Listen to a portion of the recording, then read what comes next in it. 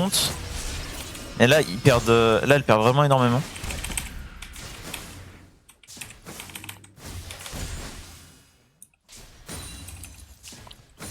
Vous voyez là dans cette game, j'ai pas besoin plus que ça de décal ni rien.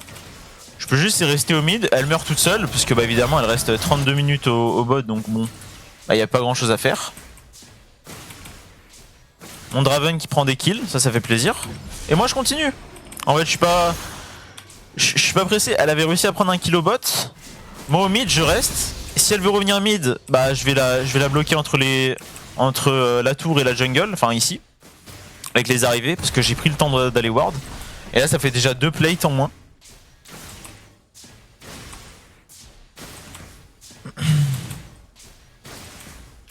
J'ai soon mon Luden. Donc aussi les gars, vos power spike quand vous êtes un assassin, ça va être très important d'aller les chercher tout de suite et de pas attendre. Du sens où là si je peux back et avoir mon Luden, je vais le faire. Je vais le faire direct, je vais même pas chercher à comprendre. Ah oui d'accord, ok. Et la Kiana qui retourne encore une fois bot. Alors ça les gars c'est vraiment c'est le pire truc à faire en fait. Étant donné qu'en plus ma team récupère... Là je vois la Leona aussi qui arrive. Étant donné que ma team en plus récupère pas mal de trucs. Alors là les gars je te mets 4 niveaux. Donc bon, ça commence à faire mal. Vous voyez, Kiana qui continue à rester bot, c'est honteux hein. Elle est niveau 7, je suis niveau 8, je vais passer niveau 9 bientôt. L'entièreté de l'XP va être récupérée par ou Leona ou Jungle s'ils décident à venir. Mais là pour le moment ça fait énormément de pertes.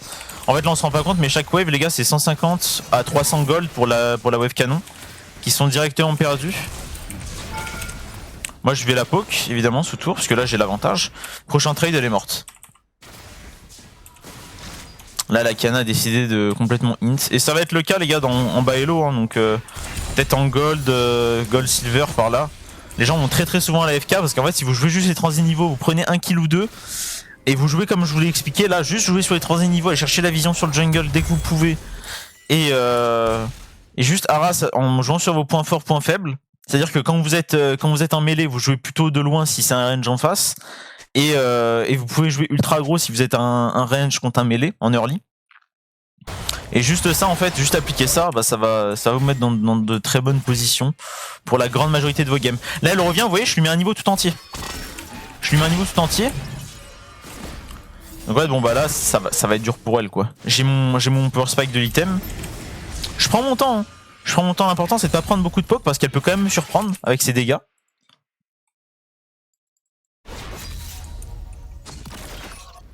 Peut quand même me surprendre. J'ai pas peur après pour le bot hein. Ils ont Blitzcrank etc.